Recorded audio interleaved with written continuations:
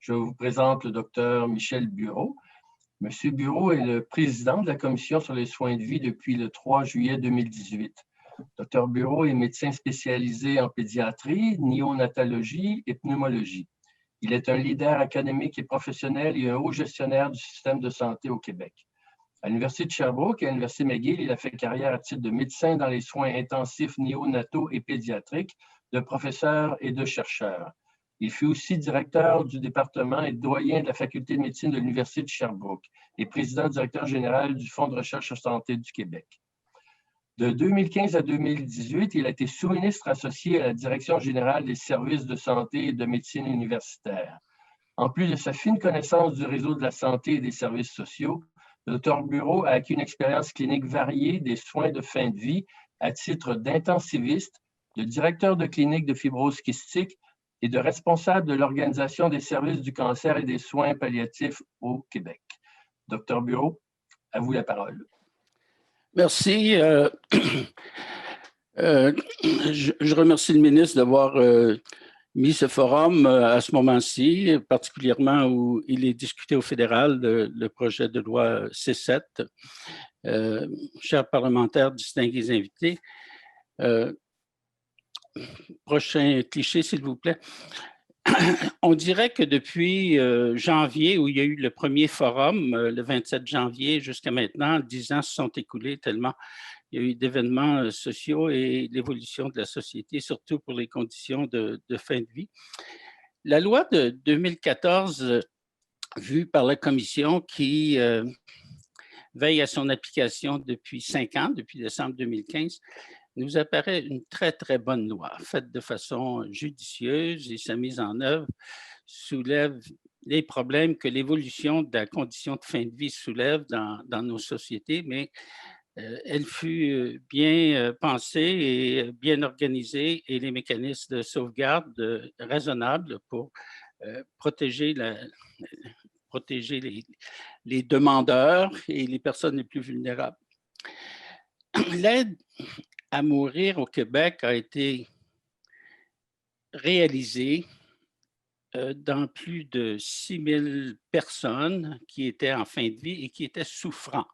Je rappelle que c'est vraiment des personnes souffrantes en fin de vie qui ont reçu l'aide médicale à mourir. En janvier, quand il y a eu le débat sur les inaptes et l'aide médicale à mourir, il fut tout de suite mis sur la table qu'un autre groupe de personnes devait faire l'objet de discussions parce qu'ils demandaient aussi l'aide médicale à mourir, soit les gens atteints de troubles mentaux. Si cela, l'aide médicale à mourir soulevait des préoccupations et des enjeux très importants pour les personnes atteintes de maladies somatiques. Pour les patients atteints de maladies mentales, juste évoquer cela soulevait de très, très grandes appréhensions. Prochain cliché, s'il vous plaît. Je n'irai pas à travers cette discussion qui fut faite depuis 2008, où la société québécoise a évolué rapidement, pour reconnaître le droit de la personne à décider de sa fin de vie et de tisser alentour de ce mécanisme de décision individuelle du cas par cas, des mécanismes de sauvegarde. Le Québec s'était fortement inspiré de la Belgique et des Pays-Bas à l'époque, quand il a écrit et promulgué sa loi.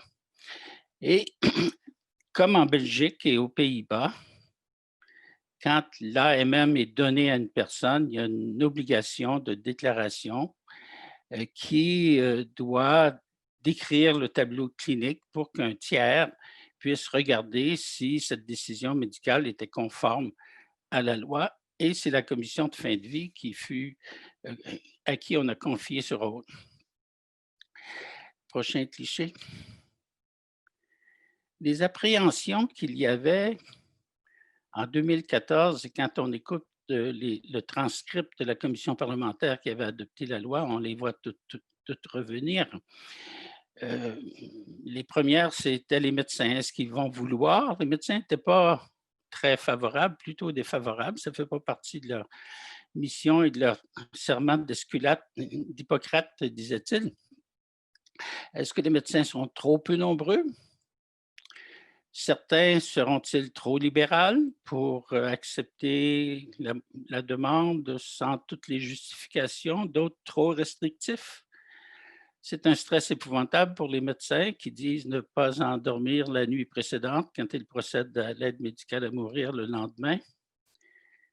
Trop menaçant, il y a des poursuites qui pourraient les concerner.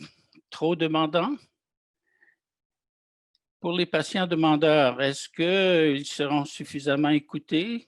Les délais seront trop longs? Pour les établissements, comme c'était le cas pour les Frères de la Charité en Belgique, est-ce qu'il y aura une adhésion des établissements aux demandes d'aide médicale à mourir? Il y a refus de certains établissements encore aujourd'hui. Est-ce qu'il y aura de l'obstruction du personnel? Est-ce que notre société vient banaliser la mort? Est-ce que nous avons tous peur du glissement de la mort sur demande?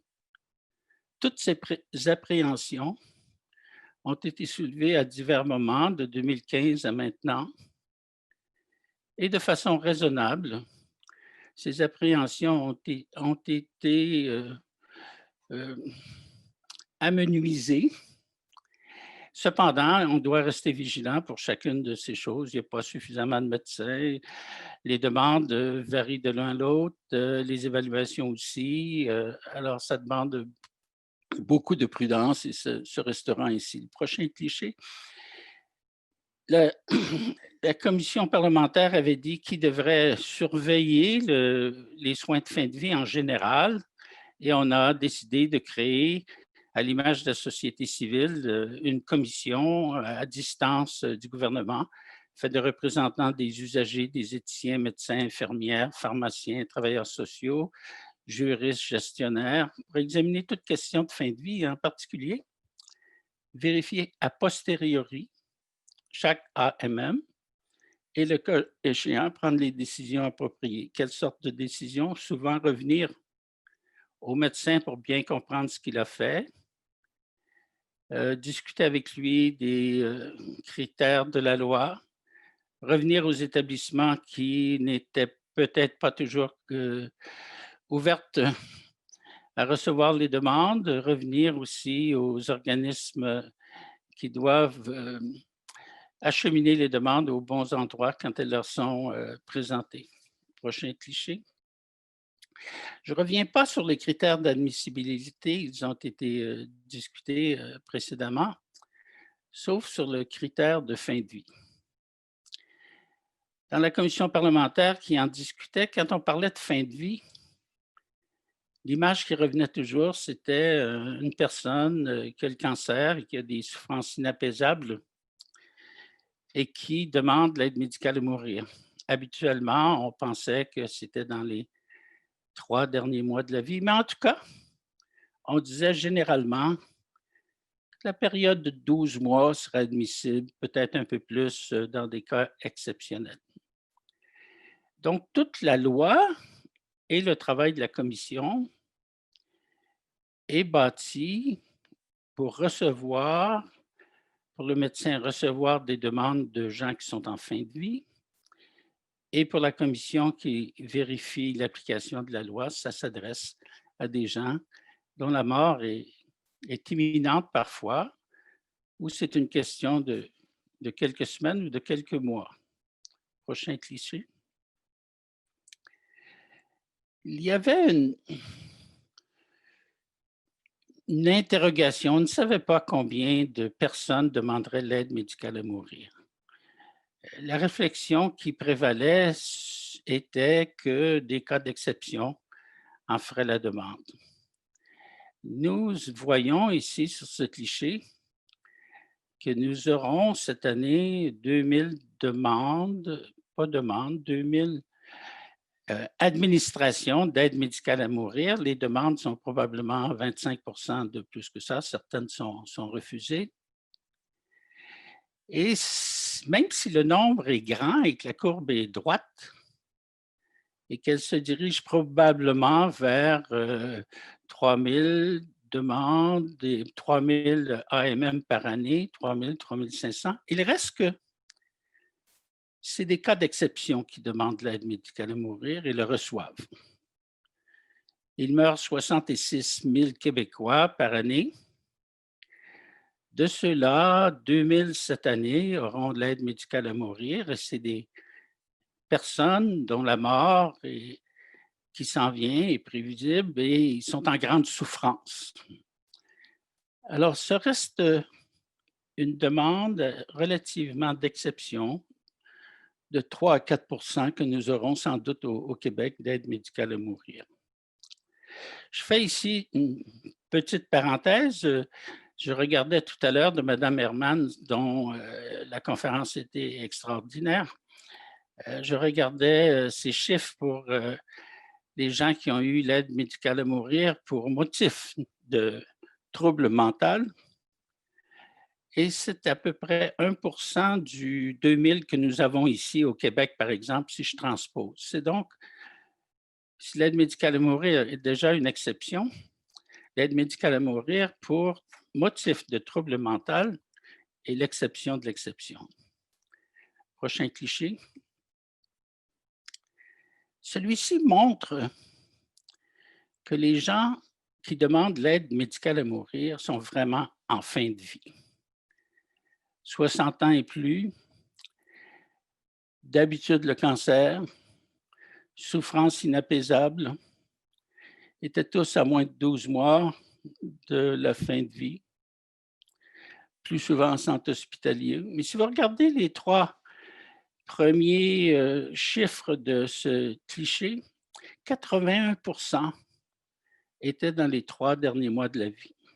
Ces gens-là se connaissaient leur maladie, ils auraient pu demander l'aide médicale à mourir avant, dans les 12 derniers mois. Le message ici, c'est que les gens tiennent à la vie et attendent vraiment d'être dans le dernier retranchement et dans les grandes souffrances pour demander l'aide médicale à mourir. Prochain cliché.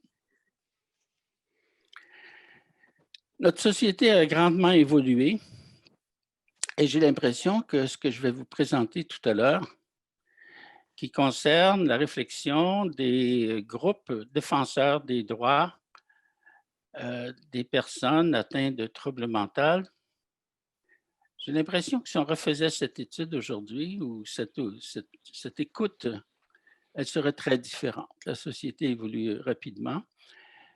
L'AMM a gagné une grande acceptabilité sociale. Plusieurs ont vu leurs proches, leurs membres de la famille ou des amis, ont eu des témoignages de l'aide médicale à mourir qui est vraiment une mort dans la dignité.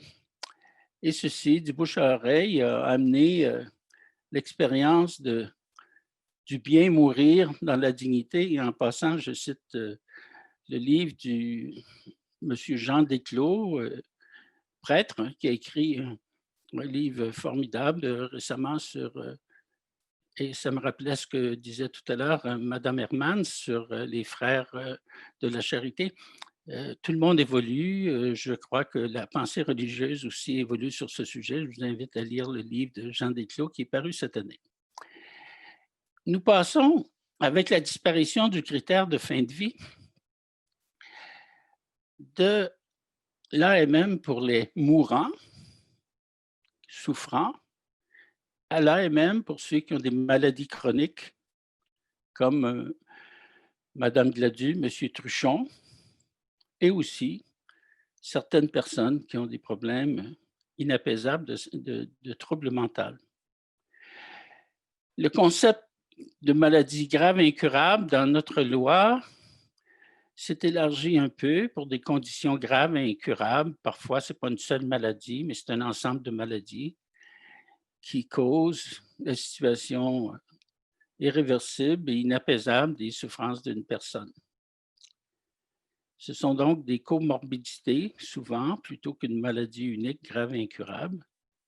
Mais l'AMM demeure et demeurera toujours comme principal motif des motifs de compassion, de soulager des personnes aux souffrances intolérables et inapaisables.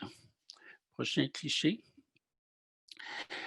Après la disparition du critère de fin de vie, c'est un véritable choc de voir que les patients avec des troubles mentaux puissent être admis. Et en janvier-février, quand les intervenants communautaires et la société en général a pris connaissance de la conséquence du retrait du critère de fin de vie à l'égard de cette population, il y a eu une certaine panique, je dirais.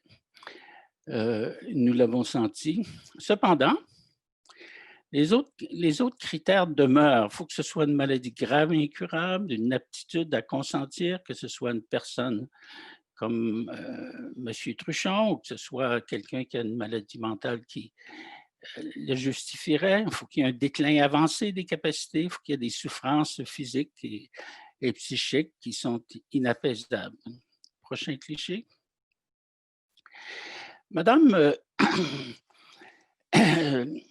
Madame McCann, lors du forum du 27 janvier, avait annoncé tout de suite une consultation rapide sur l'admission à l'AMM de personnes avec des problèmes de santé mentale. Et elle a demandé à la commission de procéder et elle préparait, comme nous le faisons aujourd'hui, une vaste consultation publique sur le sujet. Nous avons donc rencontré un groupe successivement, 11 groupes et organismes communautaires qui représentaient l'ensemble du Québec. Il y a plus d'une centaine de groupes communautaires qui défendent les droits et le soutien aux personnes atteintes de santé mentale. On a pris des groupes qui avaient un rayonnement provincial et on les a vus sur 2 mois. Nous savons très bien qu'on aurait dû en rencontrer beaucoup d'autres, mais il y avait de prévu déjà en mars une consultation publique sur ce sujet qui n'a pas eu lieu, comme vous le savez. On a produit notre rapport au ministre le 21 février en préparation du forum qui devait avoir lieu en mars. Vous pourrez prendre connaissance de ce rapport. Nous avons pris soin d'être assez détaillés, de donner le verbatim de ce que les gens sont venus nous dire pour que le lecteur puisse bien comprendre. La grande crainte d'admettre les patients avec troubles mentaux aux soins ultimes de santé mentale.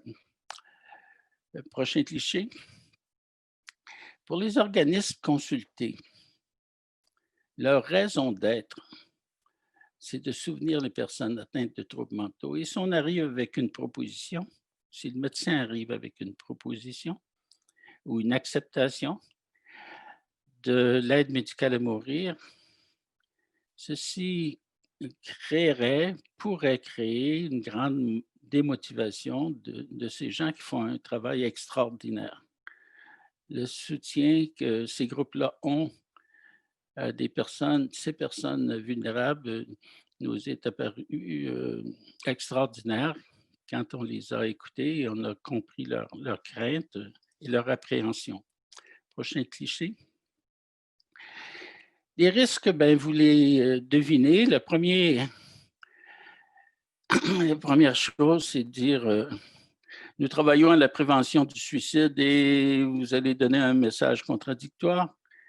Les troubles mentaux ne sont pas stables chez une personne, contrairement aux maladies physiques où les gens veulent d'habitude vivre. Ici, celui qui est atteint de trouble mental est souvent découragé. Le désir de mourir fait partie du décor. Le caractère irréversible de la maladie, beaucoup disent, c'est jamais irréversible. Difficulté d'évaluer la capacité de la personne de prendre sa décision. Est-ce qu'il est sous le coup de sa maladie mentale ou d'une crise? Alors, c'était les préoccupations et les enjeux soulevés. Cependant, à la fin de chacune des réunions, à peu près, qui duraient 1 heure, Les gens disaient, dans des cas exceptionnels, avec de bonnes balises, on ne devrait pas fermer la porte au recours à l'AMM pour ce groupe de patients avec des précautions extraordinaires. Prochain cliché. Alors, unanimement, on nous a dit la population n'est pas prête à discuter de ça, n'est pas prête à considérer ça. Faites-en la discussion. C'est ce que je disais d'entrée de jeu tout à l'heure. J'ai l'impression que la population a beaucoup évolué depuis. Je ne sais pas si c'est la crise du COVID qui nous a amenés à réfléchir plus sur la fin de vie. Alors, écoutez la population, écoutez les troubles, les personnes atteintes de troubles mentaux, écoutez les proches aidants, écoutez les professionnels de la santé, les intervenants des milieux communautaires. Alors, on suggérait une vaste consultation publique. Je ne sais pas comment ça peut se faire dans le contexte actuel. Le prochain cliché. Préciser les critères d'admissibilité. Madame Herman a décrit deux exemples et ça donne l'impression que ce devra être moins des types de maladies, mais bien du cas par cas. Et cas par cas est difficile à critérier et ce sera difficile de trouver des médecins à l'aise et qui se sentent eux-mêmes compétents pour traiter de ces questions. Madame Herman nous disait que les psychiatres ne sont pas enclins à jouer ce rôle sans qu'ils ne l'excluent. Et un certain nombre de médecins, psychiatres et autres se spécialisent pour être une référence à d'autres, aux médecins de famille qui reçoivent la demande. La question d'incurabilité, qu'est-ce qui est incurable? Quand on peut dire à une personne qui est incurable? On a dit s'il refuse un traitement, est-ce qui est incurable? Pareil. Les critères d'admissibilité seront difficiles à évaluer. On connaît mieux les souffrances physiques que les souffrances psychiques, l'aptitude à consentir, le déclin de la pathologie, tout cela demandera beaucoup de discernement de la part de ceux ou celui qui en feront l'évaluation. Prochain cliché. Tout le monde a dit, et on l'a entendu encore aujourd'hui, il y a un préalable à tout ça. Il faut que les soins de santé mentale, l'accès aux soins soit rehaussé et qu'on n'aille pas à l'aide médicale à mourir parce que les soins de soutien sont insuffisants. Et cela, tout le monde l'a dit et le ministre en a pris acte encore tout à l'heure. Ce n'est pas juste d'y mettre les ressources financières, c'est de trouver les personnes qui sont capables de le faire et de s'y concentrer. Prochain cliché. Évaluation de la demande pour motif de trouble mental. On nous a tous dit, arrêtez de penser que c'est comme l'aide médicale à mourir pour les maladies physiques de quelqu'un qui est vraiment à l'orée de la mort. Faudra une évaluation beaucoup plus élargie, multidisciplinaire, prendre en compte le contexte social. Si quelqu'un est dans des difficultés financières telles que son trouble mental est exacerbé, peut-être qu'il faut commencer par l'aider socialement dans ses conditions de vie. Et on a tous dit qu'il faut que la décision soit mûrement réfléchie, mûrement réfléchie. Et j'ai vu que c'était dans le texte législatif des Belges, une décision mûrement réfléchie. Ça veut dire quoi? Ça veut dire entre la décision et l'AMM, plusieurs mois, ça veut peut-être dire pour une personne dans sa vie plusieurs années, des fois plusieurs décades. Alors, je crois que le groupe que nous avons consulté avait des appréhensions que vous avez aussi en m'écoutant aujourd'hui ou avant que j'en parle, vous aviez déjà cette préoccupation. Enfin, en conclusion, prochain cliché, Le retrait du critère de fin de vie fera en sorte que plusieurs personnes atteintes de troubles mentaux viendront dès le lendemain de C7 ou de pas de C7 parce que C7 l'exclut, mais dès le lendemain où leur demande sera admissible, ils vont se présenter parce qu'ils souffrent depuis fort longtemps. L'AMM reste une solution exceptionnelle pour motif de troubles mentaux et les mécanismes de sauvegarde doivent être définis, adaptés à cette condition. Juste pour prendre un exemple, le formulaire de déclaration qui a suivi l'adoption de la loi en 2014 n'est pas du tout fait pour capter l'histoire clinique d'un patient qui a ou bien une maladie physique comme M. Truchon et Mme Gladu, dont la mort n'est pas prévisible, et encore moins pour les patients avec troubles mentaux. Alors, il y a toutes sortes d'ajustements importants comme mécanismes de sauvegarde qui devront être présentés. Mon dernier mot, c'est on peut en discuter longtemps, mais il y aura des patients souffrants pour problèmes irrémédiables de maladie mentale qui vont se présenter chez leur médecin. Ils sont en attente depuis longtemps. Et ces demandes ne pourront pas, sans doute, être toutes refusées. Alors, il y a une certaine, pas urgence, mais on doit avoir une préoccupation de s'occuper de cette clientèle et de mettre en place les mécanismes pour l'aider et porter les jugements les plus appropriés, former le personnel qu'il faudra. Au Québec, il y a déjà du monde qui connaît suffisamment ce secteur dans le domaine de la santé mentale, mais il n'y en a pas des dizaines et des dizaines, il y en a quelques-uns. Alors, cette consultation a ouvert la porte à une plus vaste consultation et je vous remercie. Ce fut très enrichissant pour nous d'écouter ça et d'écouter Mme Herman ce matin. Ils ont une grande expérience de ce sujet. Merci. Je vous remercie beaucoup, Dr. Bureau. Je crois que votre présentation était fort attendue.